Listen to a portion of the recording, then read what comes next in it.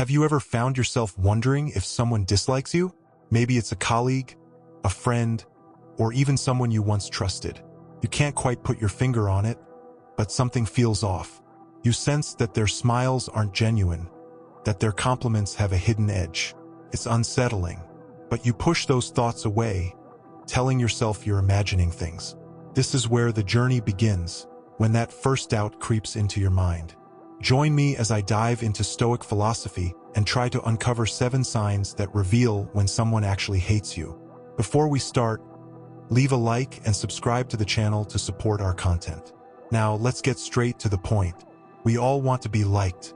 It's natural to seek harmony with those around us. But Stoicism teaches us something powerful about these feelings of doubt. Marcus Aurelius once said, "It is not what happens to you, but how you react to it that matters." And this is where our reaction to others comes into play. When we sense that someone might dislike us, our first instinct might be to please them or change who we are. But the true Stoic approach is to face the situation with clarity and courage. So you brush off those early suspicions. You tell yourself that maybe you're overthinking it, that perhaps it's just a bad day. But deep down, the signs are there. This is the point where most of us ignore the signs. We don't want to believe that someone dislikes us, so we turn a blind eye. But Stoicism urges us to observe reality as it is, not as we wish it to be. Seneca said, "If you really want to escape the things that harass you, what you're needing is not to be in a different place, but to be a different person." In this case, being a different person means acknowledging what is right in front of you. It's time to stop ignoring the signs and start facing them with courage. This is where the emotional battle begins. It's hard to admit that someone dislikes you. It's even harder when it's someone you care about or someone you have to work with. The signs are subtle at first. Maybe they avoid eye contact. Maybe they only speak to you when necessary, or perhaps their words always seem to carry a hint of sarcasm or criticism. This is the struggle of the mind, the inner turmoil that Stoicism can help you navigate. You see, Stoicism isn't about suppressing emotions, it's about mastering them. Epictetus taught that we are disturbed not by things, but by the views we take of them.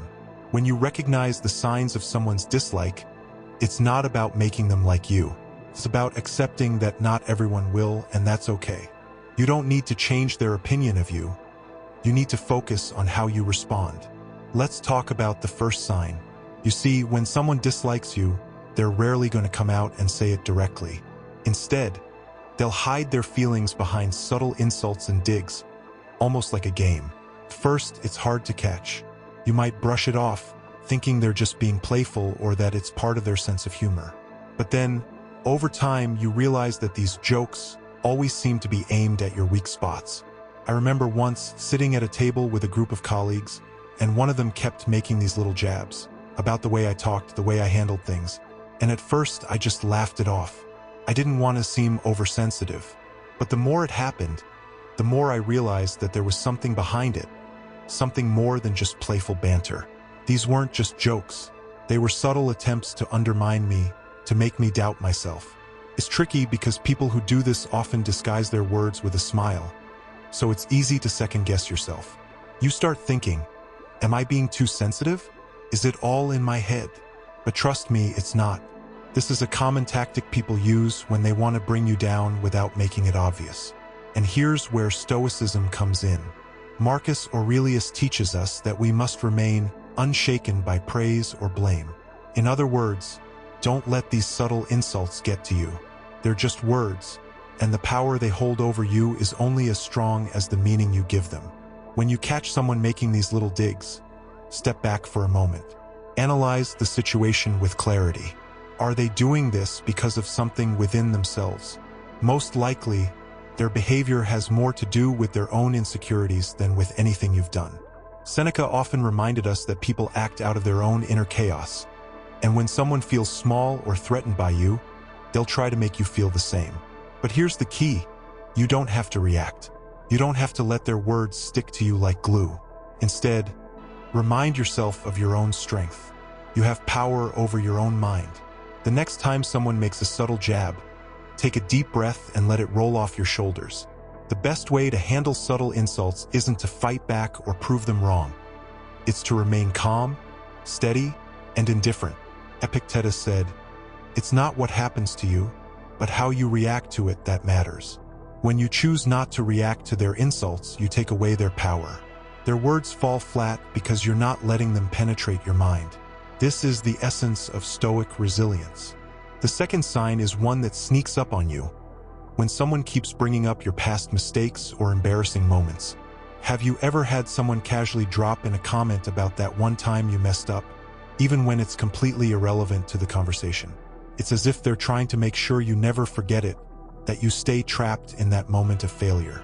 I've been there too. There was someone in my life who, every time we were in a group or just having a conversation, would somehow find a way to remind me of a time I stumbled. It was always done with a laugh, like they were just being playful. But it wasn't about the joke. It was about keeping me in that place where I had made a mistake. And after a while, I realized they weren't reminiscing about the past because it was funny. They were doing it to keep me small, to make sure I didn't forget that I wasn't perfect. This is where Stoicism becomes a powerful tool.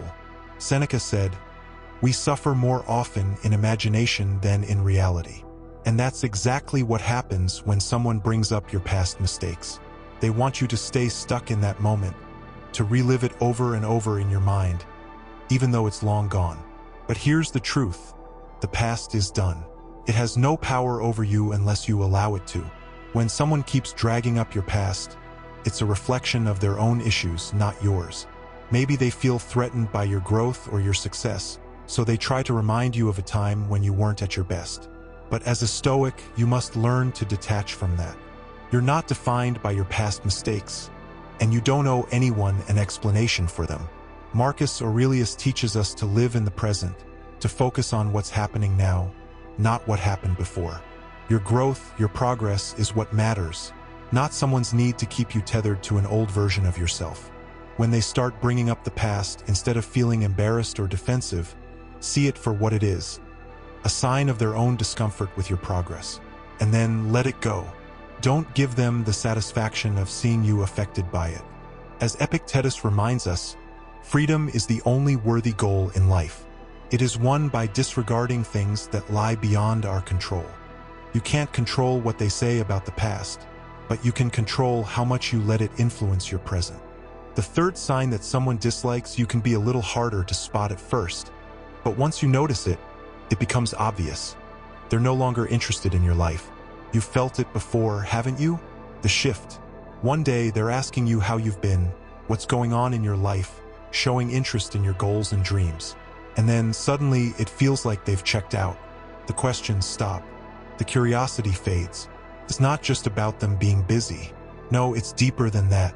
They've lost interest, or maybe they've chosen to pull away. At first, you might try to ignore it. You tell yourself they're just preoccupied with their own life. But as time goes on, you can't shake the feeling that something's changed. There's a distance now, a wall between you and them. Stoicism once again comes to our aid and explains how we must be aware of this kind of emotional distancing without becoming consumed by it. Epictetus explains, "First say to yourself what you would be, and then do what you have to do." What this means is that your sense of self cannot depend on whether or not someone is interested in your life. If they've chosen to distance themselves, to no longer engage with your goals, dreams, or journey, that's on them. But it doesn't change who you are or the value you bring to the table. This fading connection can hurt, especially if it's someone you were once close to. But here's the thing. Stoicism teaches us to remain detached from the things we cannot control. You can't control their interest in your life, but you can control how you respond to it. Instead of chasing after their attention, instead of trying to reignite that connection, focus on yourself. Marcus Aurelius said, "The happiness of your life depends upon the quality of your thoughts." If they're no longer curious about your life, it's time to turn that curiosity inward. Why are you still holding on to someone who's pulling away? Ask yourself that. In Stoicism, we learn that not everyone will stay with us on our journey, and that's okay. People grow apart. It's a part of life. What matters is that you stay true to your path, regardless of who's walking beside you. When someone pulls away, it's a reflection of where they're at, not where you're headed. And here's something else to consider. Sometimes people pull away because they're uncomfortable with your growth. They see you changing, evolving, and it threatens their own sense of security.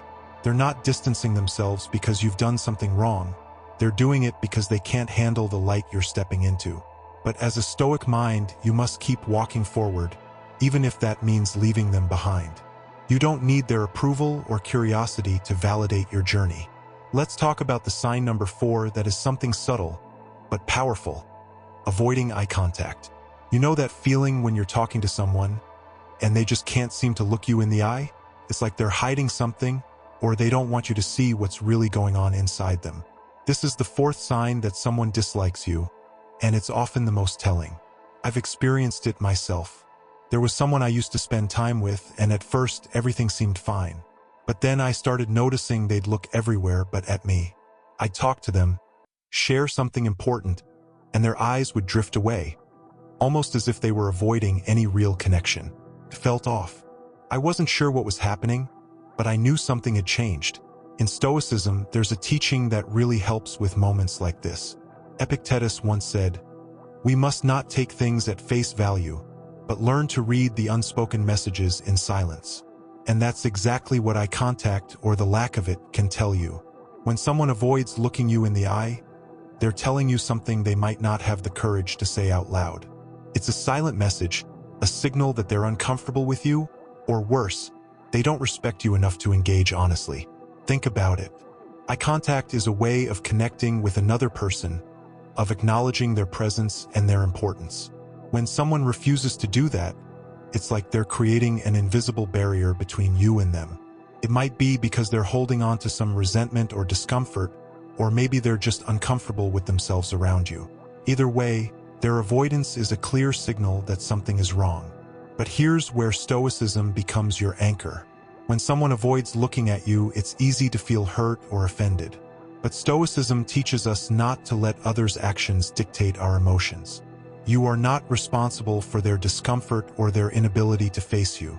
If they can't meet your gaze, that's their struggle, not yours. Seneca had this beautiful insight. The things you fear are often less dangerous than your fear itself.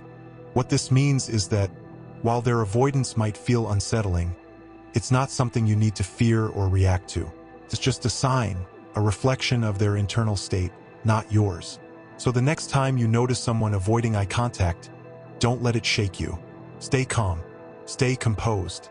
Look them directly in the eye when you speak, even if they can't do the same.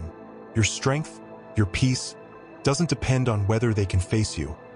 It depends on your ability to face yourself, to remain unbothered by their silent message. Now, here's the sign number 5 that can really mess with your head. When someone is always too busy. You try to make plans and they're always swamped with work, tied up with family, or just too busy to find the time. At first, you believe them. After all, we all have busy lives, right? But then it happens again and again. Before you know it, every attempt to connect is met with the same convenient excuse. I've been there too. I had a friend who used to be so available. We'd hang out all the time, talk for hours. But then, suddenly, it was like their schedule was booked for the next 100 years. No time for a quick coffee, no time for a simple conversation. Felt strange, like they were making excuses. And after a while, I realized they weren't just busy, they were avoiding me. Stoicism helps us see through these kinds of situations with clarity. Epictetus once said, "It's not what happens to you, but how you frame it." In other words, when someone constantly claims they're too busy, it's not necessarily about their schedule, it's about their priorities.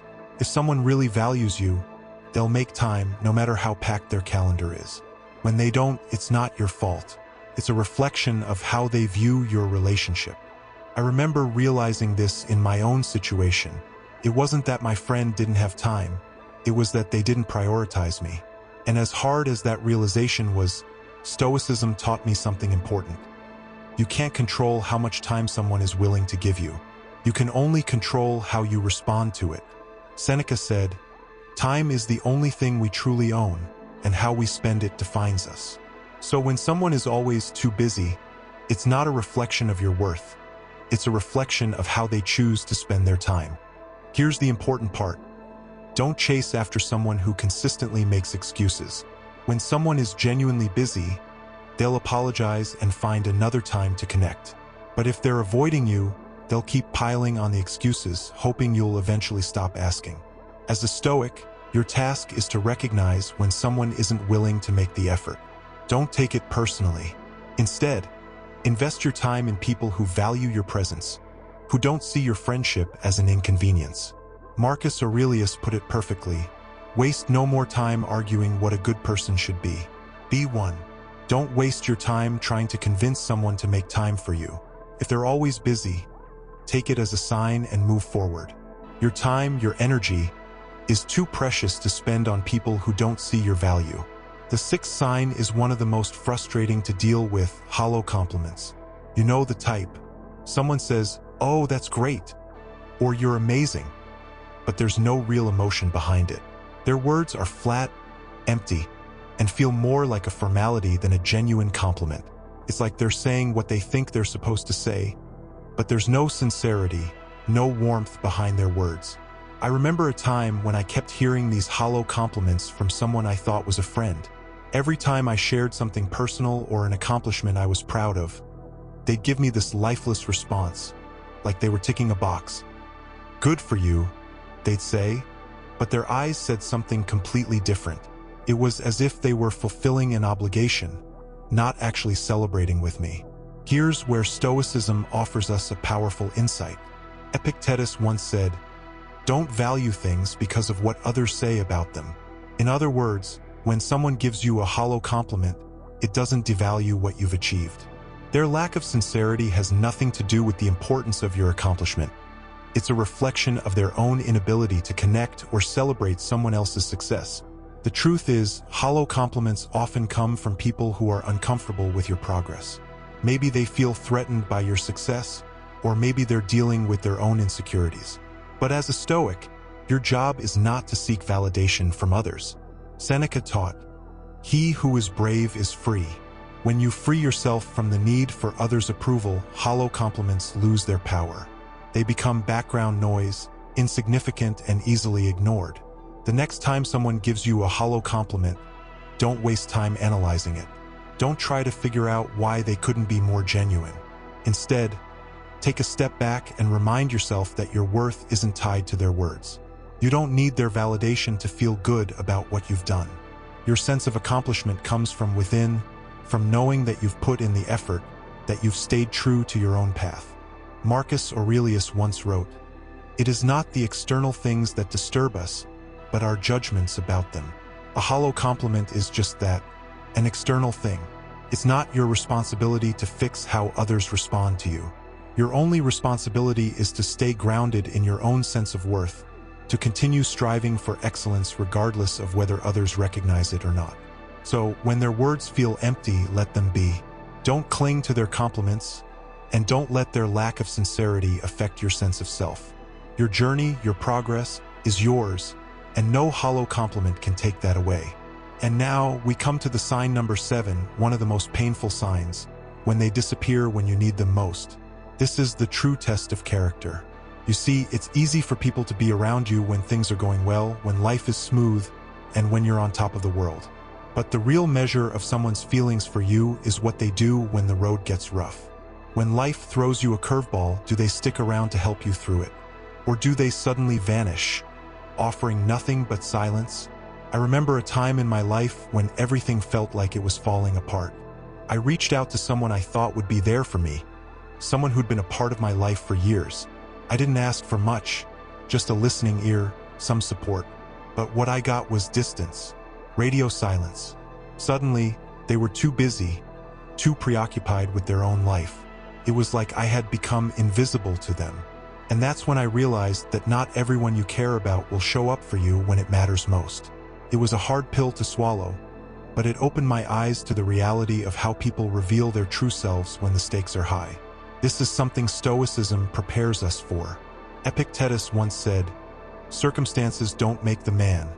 They only reveal him to himself." And in moments of need, people reveal their true nature. Not with their words, but with their actions, or in this case, their absence. It's painful when someone you thought you could count on disappears when you need support the most. But Stoicism teaches us to not rely on others for our inner strength. Yes, it's natural to want support, but the reality is not everyone is equipped to offer it. When someone disappears in your time of need, it's not a reflection of your worth. It's a reflection of their inability to be present, to be there when it counts. Seneca had a beautiful way of putting it. True happiness is to enjoy the present without anxious dependence upon the future. In other words, true peace comes from being able to stand on your own, without relying on the presence of others to make you feel secure or valued. So, when you find yourself in a difficult situation and someone vanishes, remember that their absence is a lesson in itself. It's a lesson that not everyone is meant to walk the entire journey with you. People will come and go, but your strength, your resilience, that's something that comes from within. As painful as it is, their disappearance teaches you a deeper truth about self-reliance. What I've learned from Stoicism is that when someone fails to show up for you, it's not about changing them or convincing them to be there. It's about recognizing their limitations and not allowing their absence to shake you. Marcus Aurelius said, "You have power over your mind, not outside events. Realize this, and you will find strength." So even when they disappear, when they don't give you the support you need, know that you are still capable of standing tall. Their absence doesn't define your ability to overcome challenges. You do. And perhaps the most empowering part of it all, when they disappear, you get the chance to rise. You get the chance to prove to yourself that, yes, you can face this on your own. You don't need their validation, their presence, or their support to move forward. Stoicism reminds us that true strength is found in our ability to remain steady, even when those we counted on choose to walk away. Their disappearance becomes your opportunity to grow even stronger. So, we've gone through these 7 hidden signs that someone dislikes you. But here's the most important part of all, what you do with this knowledge. Because the truth is, we're all going to encounter people who don't like us, who undermine us, or who fail to show up when we need them. That's just part of life. But what really matters is how we respond. Do we let their behavior bring us down, or do we rise above it? In Stoicism, we're taught that the only things we truly control are our own thoughts and actions. Everything else? That's beyond our control. When someone dislikes you, when they avoid you or make excuses, when they vanish in your darkest moments, that's their choice, their behavior. But it doesn't have to dictate your inner peace. Epictetus once said, "Freedom is the only goal worthy of pursuit. It is won by disregarding things that lie beyond our control. And the dislike of others? That's beyond our control." I've learned through experience that emotional resilience doesn't come from having everyone like you. It comes from accepting that not everyone will. And that's okay. What matters is that you stay true to who you are, that you continue to live with integrity, no matter how others treat you. Marcus Aurelius had this wonderful insight. Waste no more time arguing what a good person should be. Be one. You don't need to convince anyone of your worth. You just need to live it. When someone dislikes you, when they show these subtle signs, it can feel personal. It can feel like a direct attack on who you are. But Stoicism teaches us not to take it personally. Their dislike says more about them than it does about you. Maybe they're struggling with their own insecurities. Maybe they're projecting their own fears or failures onto you. Whatever the reason, it's not your job to fix it. Your job is to keep walking your path, with your head held high, knowing that your worth is not diminished by their opinion of you. I know it's easier said than done. We all want to be liked, to feel accepted. But the truth is, you can't control how others feel about you. What you can control is how you respond. Seneca once said, "As long as you live, keep learning how to live." And part of learning how to live is learning how to rise above the dislike, the negativity, and the rejection. It's about building an unshakable foundation within yourself, one that doesn't crumble just because someone else doesn't see your value. So what do you do now? You take this awareness of these signs, and you use it to strengthen yourself. You remind yourself that your peace comes from within, not from how others treat you. You let go of the need to be liked by everyone, and you focus on living a life of purpose, a life of meaning. You focus on surrounding yourself with people who value you, who see your worth, and who lift you up. And for those who don't, let them go. Let them fade away, because you're on a journey, and not everyone is meant to walk that journey with you. As a Stoic, your path is clear. Your goal is not to be liked by all, but to live in alignment with your values, with your integrity. And when you do that, the opinions of others fall away. You rise above the dislike, not by ignoring it, but by refusing to let it define you. So, if you're facing these signs, if someone in your life is showing you that they dislike you, remember this: you are in control of your own peace. You are in control of how you respond. And no matter what they do, no matter how they treat you, you have the power to rise above it. You have the strength within you to stay centered, to stay grounded, and to keep moving forward with confidence and purpose. Thank you for joining me on this journey through Stoicism and emotional resilience. Have you ever experienced these signs? How did you handle them? Share your thoughts in the comments below. And don't forget to subscribe to our channel, where we continue to explore the wisdom of Stoicism and how it can guide us in our everyday lives. Together, we'll build a community of strong, resilient individuals who are committed to living with purpose and clarity. Until next time, stay strong, stay stoic.